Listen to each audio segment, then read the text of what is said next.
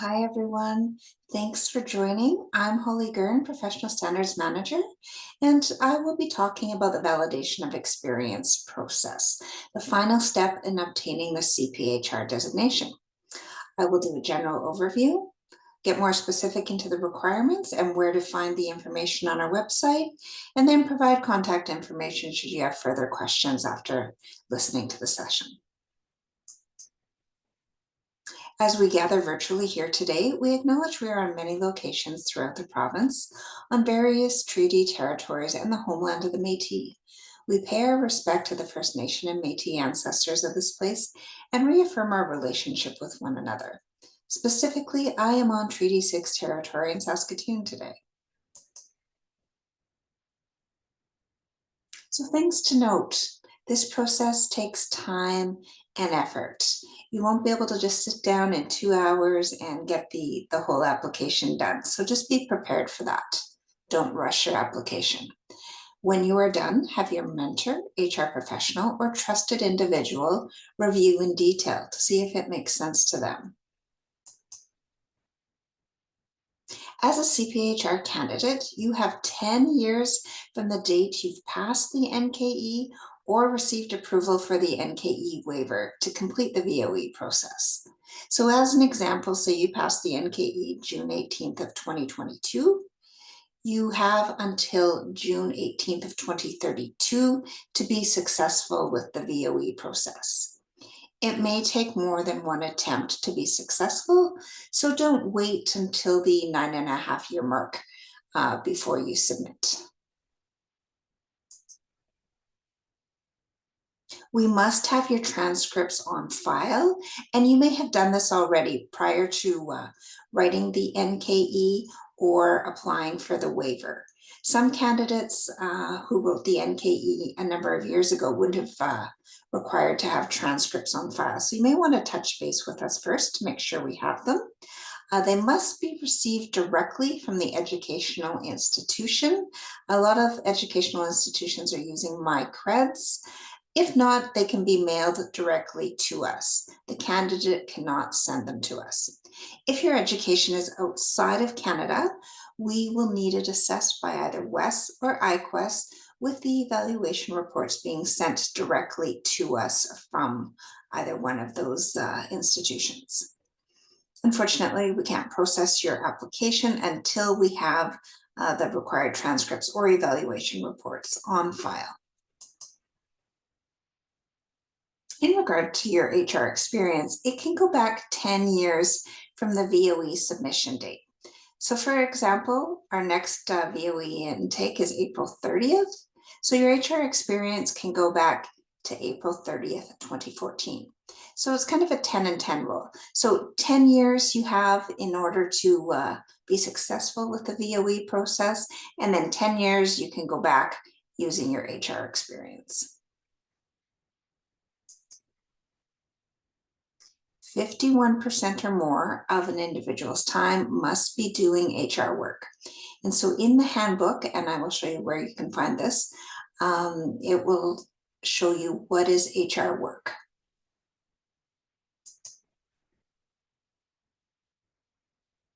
As well in the handbook, it goes through the practice of HR. I won't go through it in detail here. You can read through the handbook at a later date.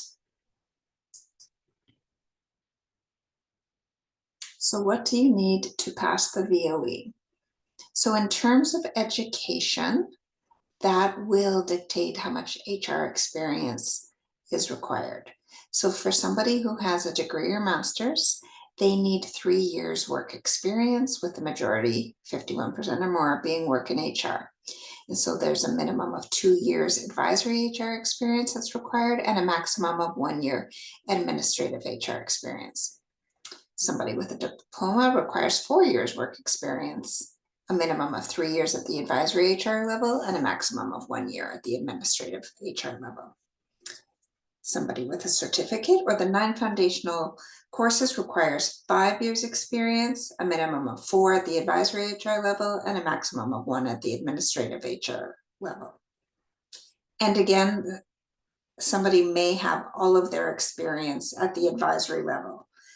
which is totally fine. You don't need the administrative work if you can meet the requirements overall at the advisory level. We also have a senior pathway. And so if you're going down the senior pathway, you would have been approved for an initial assessment before submitting your VOE. All 3 years of your experience must be at the advisory level in the senior role. We will let you know which senior roles you can use in the application. As well, your resume must reflect 10 years in HR within the last 15.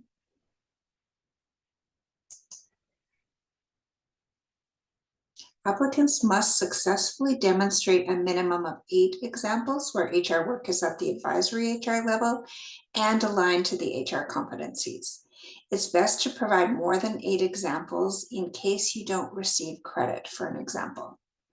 Membership must be in good standing with CPHR Saskatchewan, and you agree to abide by the CPHR Saskatchewan's Code of Ethics and Standards of Professional Conduct. So as I mentioned earlier, there's 2 types of HR experience that we look for. So the first being advisory HR experience, where you exercise independent judgment to establish a diagnosis in HR, make recommendations and influence decisions, do program development, implement policies or practices, and your work is done autonomously. Administrative HR experience is more prescribed and transactional, routine in nature, lower in complexity, the direction is clearly defined, and there's low autonomy. In the handbook, there's a chart which outlines different job responsibilities and if it falls under advisory or administrative. And you may want to circle your responsibilities if you see them listed and see where your responsibilities fall. Are they mainly in advisory or are they mainly in administrative? The list isn't all inclusive, but I will point you in the direction of where that can be found.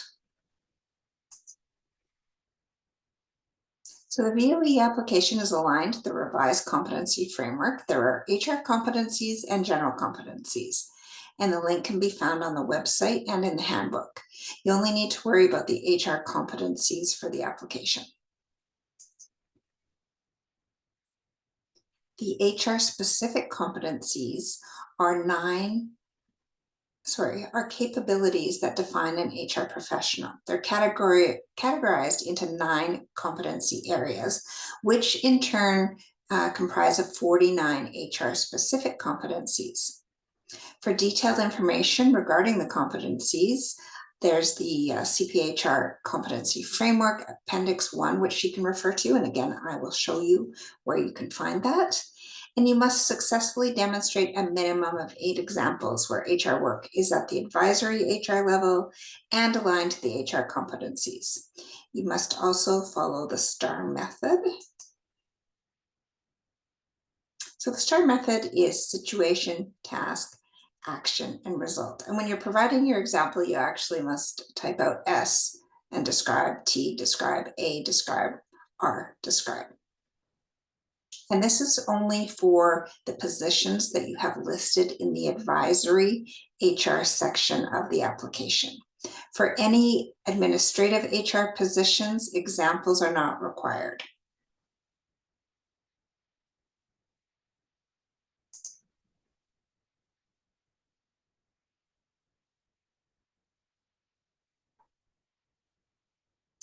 So 1.3 is an example of one of the competency areas. And then within it, you've got your HR specific competencies. So let's say that I am choosing 1.3.4, provide support to individuals, teams, and organizations to identify and achieve shared objectives. Well, that's pretty general for that one, but you need to tie it back to 1.3, which is inclusion, diversity, and human connections.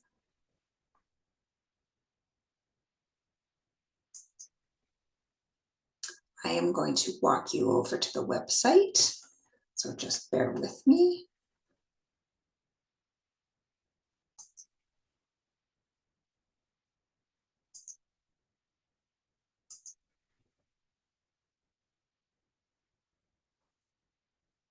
So you can find our website at www.cphrsk.ca. Make sure you are signed in so you can access all the benefits of the website. It'll take you to the home page.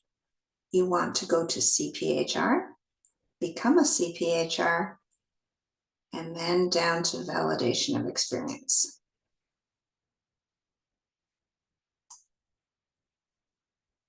So this video will show up here. And then it's going to run through what I've touched on and will be touching on throughout the rest of our time. So we've got the competencies, a link to where you can find the competency framework, these 3 documents that you are going to want to reference, the documents required to submit your VOE, how you go about submitting your application package, the deadline dates, and the fees. So going back up here, you would click on the link, depending on how you've got your browser set up to download attachments, you will open that, and I have already downloaded those. So this is the handbook.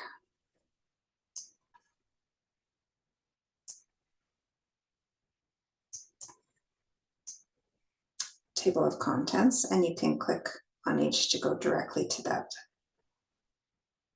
subject. I'm just going to scroll through. So CPHR candidate member policies talks about the 10-year period that you have to obtain the designation after you become a candidate, general overview of the VOE, the requirements to pass,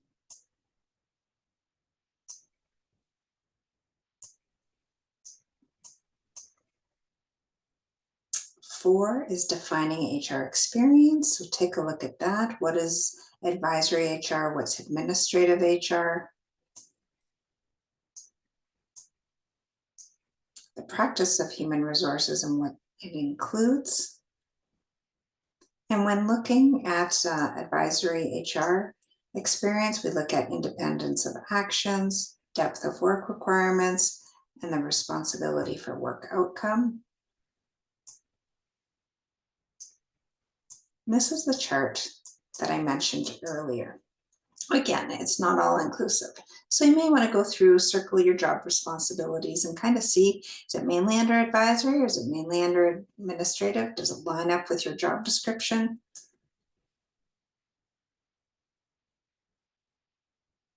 There's a number of different areas.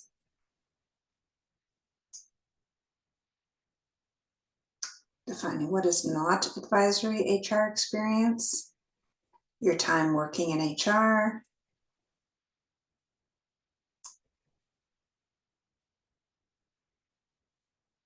if you were on a leave of absence in your VOE application, it's going to ask you that. So if it's longer than a month, you would indicate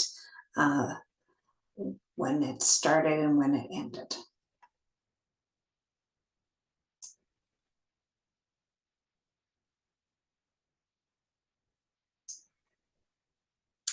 In the application, you'll include whether or not your position was full-time or part-time. It will ask how many hours you worked.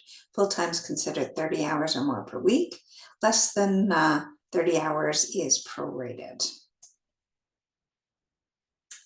We do consider positions that are outside of HR, so this will provide you some general information here.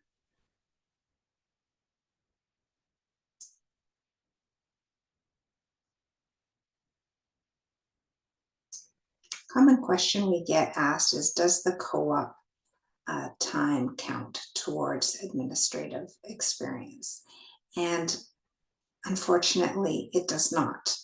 But if you are a summer student and it's not tied to the co-op term, then you can use that experience towards administrative HR.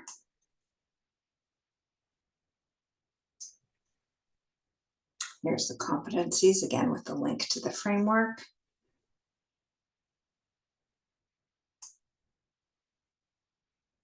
general competencies, which you really don't need to worry about for the VOE application.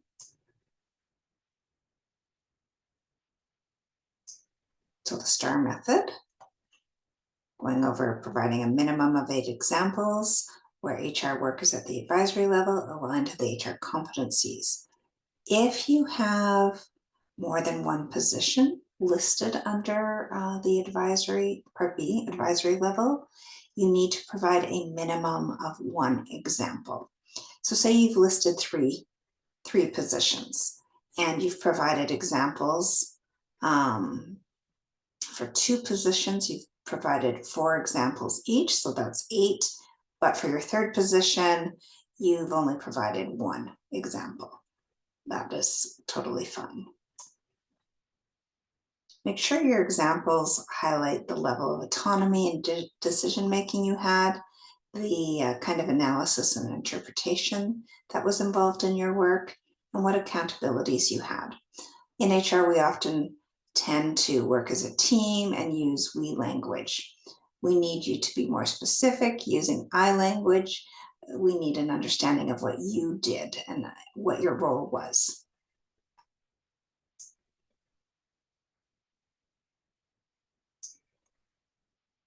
Again, it's explaining a little bit more about the STAR method.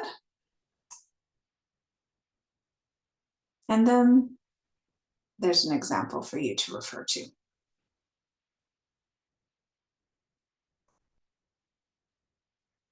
And I will touch on the documents that you need to submit. We already touched on the transcripts.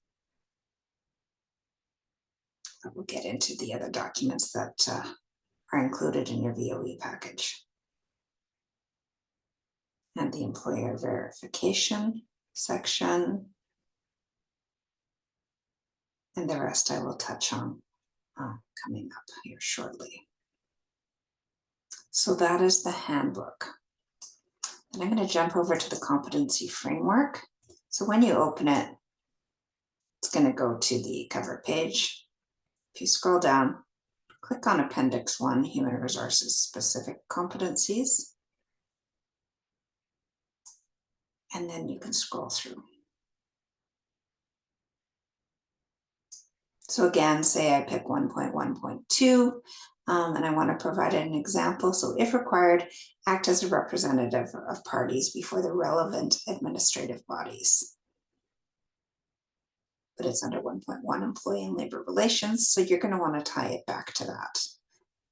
So you can review the knowledge and skills expected of a CPHR designation holder, and then competencies that reflect advanced HR knowledge and practice, just to give you a better understanding.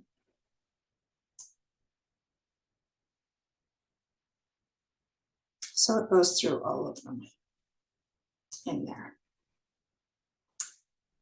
And now for the application.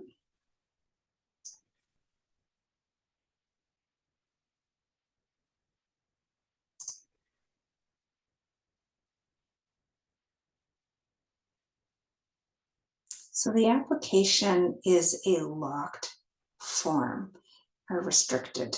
And so it doesn't allow for spell check in the text boxes when you provide your information. So it's suggested that you put your examples in a Word document, spell check them, and then copy and paste them over to the application.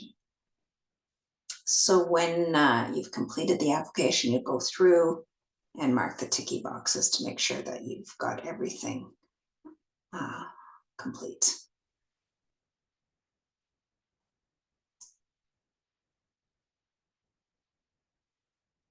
Part A is completing general information, your name, job title, the company you work for, and contact information. You'll check that you're currently a member of CPHR Saskatchewan and which VOE you're applying for. If 3 years, 4 years, or 5 years is required, or if you're doing the senior pathway. Again, pre-approval is required for that one. If you have submitted your VOE previously and weren't successful, you would click yes and then provide the date. We're going to go over the criteria again to pass the VOE, what advisory an administrative HR experience is.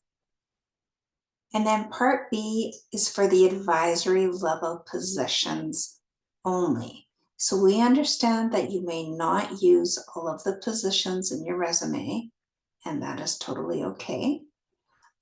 If you are using your current job title, actually, so let me back that up. You may not want to include a position where you've only been in it for 2 months or a short period of time, because you don't quite know the position in that amount of time.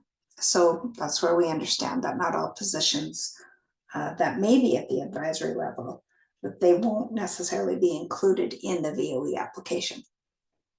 So if you are using your current position, you'll include the job title, the employer, the month you started, the month and year, actually, and leave it blank if you're still working there. Again, if you took longer than a month's leave of absence, you would put yes and put the dates in there. What percentage of your work is HR? So this is, again, where it needs to be 51% or more. Otherwise, the experience will not count towards the year's experience requirement. So if it's less than 51%, there's no point in including it in this section. The number of employees supported by the HR function in your company, and then you're going to provide a summary of the work that you performed. If you're not including your current position, then you would bypass that and move right to your past positions. And you may include your current one, and then you may include your past ones. It depends on how many positions you want to include. Again, this section is only at the advisory HR level.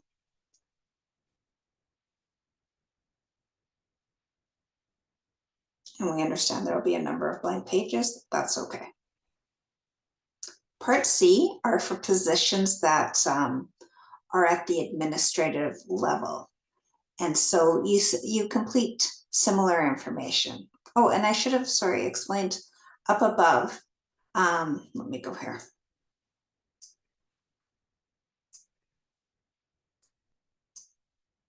Do not combine positions with the same employer. So if you've had 2 or 3 positions with the same employer and you want to include them, they will have to be broken out separately with separate job descriptions. Same applies under the administrative level.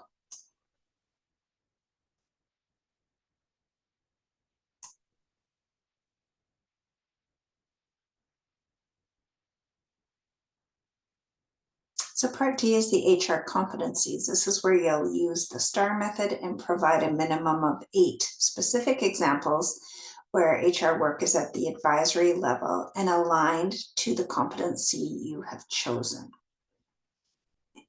And I touched on this for each position that you listed under advisory, you must provide a minimum of 1 example in order to receive credit for the position. Examples are not required for administrative positions that you've included. But job descriptions are. Job descriptions are required for any position that you have listed in the VOE application. And I don't mean on the resume, just in the application. So in your examples, highlight the level of autonomy, kind of analysis and interpretation your work involved, and the accountabilities you had. Again, watch the we language, use I language, so we have an understanding of what you did specifically. Then it has a link taking you back to the competency framework for reference and refers you back to the example if you want to see it again. So then the STAR method, where you're actually going to type out STAR. I'll show you specifically what I mean. So now it gets into listing all of the 49 competencies. You can pick a minimum of any 8 throughout. You don't have to feel tied down to one section. You may not provide any examples in a section. So for example, say under 1.1, I don't have a good example that I can provide, so I'm not going to provide anything in that section. So under 1.2, I am going to pick 1.2.4. So my example is going to tie to strive for organizational productivity while focusing on employee well-being. And it's going to be tied back to 1.2, total health and wellness.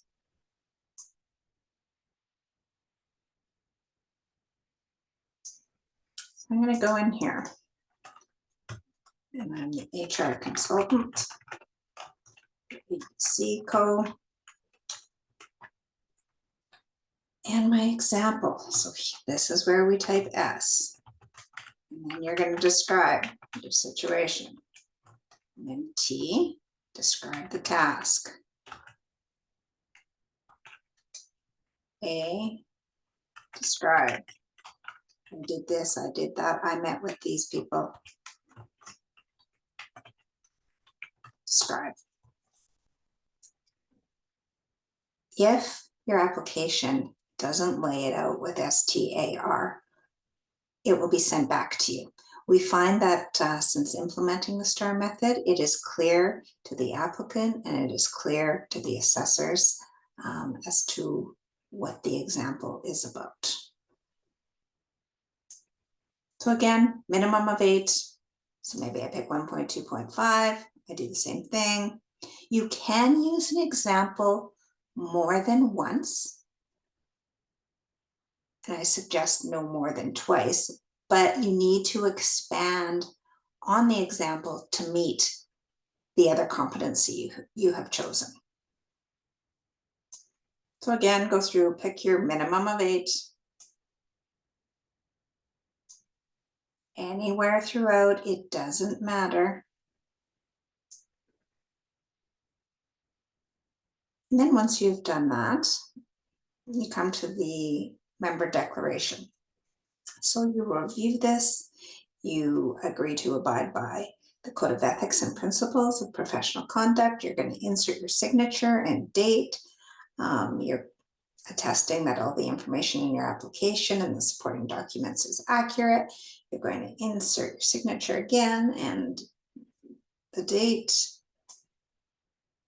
And then you come to employer verification. So if you are submitting your current position under the advisory section, you're going to put your name, your supervisor's name, their title, the employer, and the contact information. Your supervisor is going to complete this bottom section and insert their signature. So they're attesting to the information you've provided for the current position. We don't expect them to know anything about your other positions. If you're not submitting your current position, then you will have your previous employer fill out this section.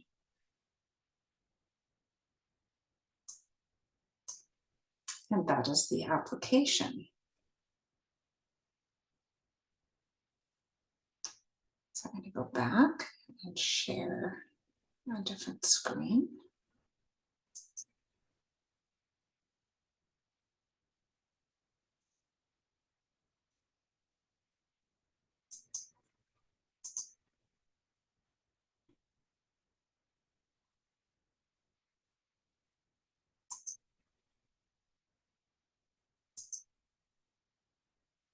So even if you're not ready to submit your VOE package now, start preparing for it.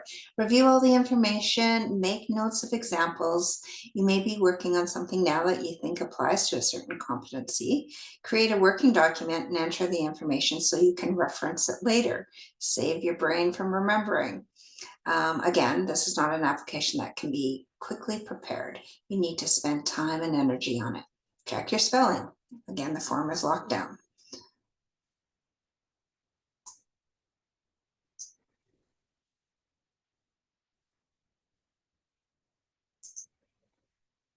We have 3 submission deadlines, April 30th, August 30th, and November 30th.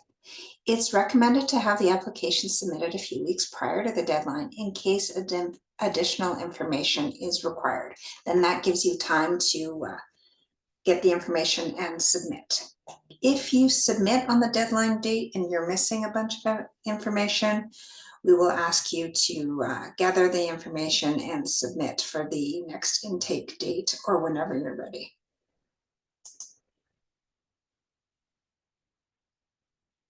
So fees and certificates.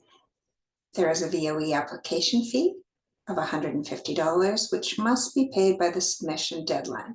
And this fee is only paid once. So if you weren't successful the first time in passing your VOE and then you go to submit it again, you don't have to pay that $150 again.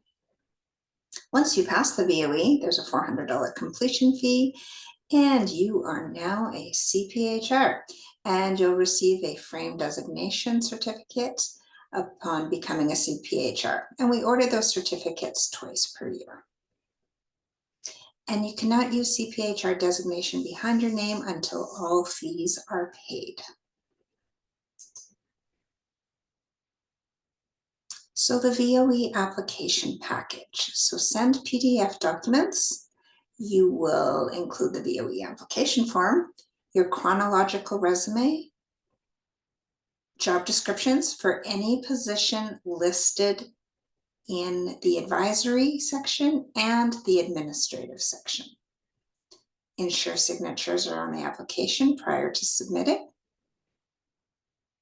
And email the documents in one email to info@cphrsk.ca. So we've had a number of questions on job descriptions. So again, they must be submitted for every position listed in the VOE application. Should include the organization's name, so we know which position you're referencing in the application. And again, we take a look at the application, the resume, and the job descriptions to make sure everything's in alignment. If you're unable to obtain a job description, then you can create one and have your supervisor of that role sign, date, and put it on the organization's letterhead.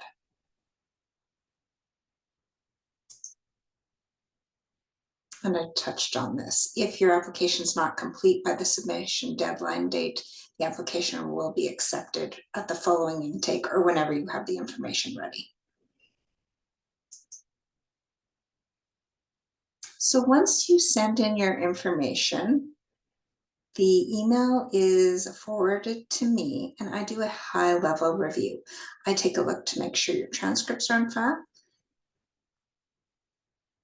that you've paid the VOE application fee, that you've got the application there, your resume, and the job descriptions. I do not go into detail to make sure that your examples align to the competencies, as that is the role of the VOE committee. So after the intake date, if your application is good to go, and I will let you know once I've reviewed it, then 2 assessors receive the application and provide recommendation to the registrar. And the applicant is notified of the outcome via email. And we work to have the results to you within 8 weeks of that submission deadline.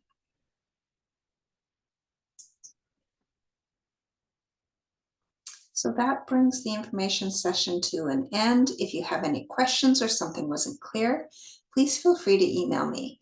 If needed, we can arrange a call to further discuss. Thanks for your time. I hope you found this helpful, and I wish you all the best as you go through the final stage in obtaining your CPHR designation. Take care.